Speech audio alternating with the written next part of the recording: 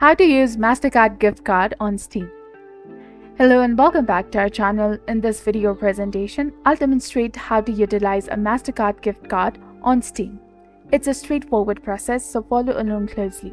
I'll explain how to redeem a Master gift card on Steam, enabling you to buy games or top up your account balance.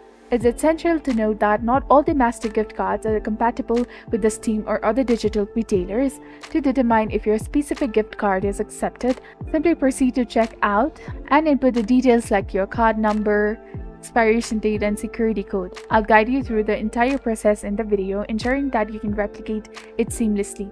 If you encounter an error message indicating that the code is invalid or the gift card is not accepted, unfortunately, there is a little we can do. However, to verify if your particular Mastercard gift is eligible, start by adding desired items to your cart, whether they are games, expansions, add-ons, or wallet balance. At checkout, select the Mastercard option from the drop-down menu and input the card details along with the billing information, including your home address, zip code, and phone number.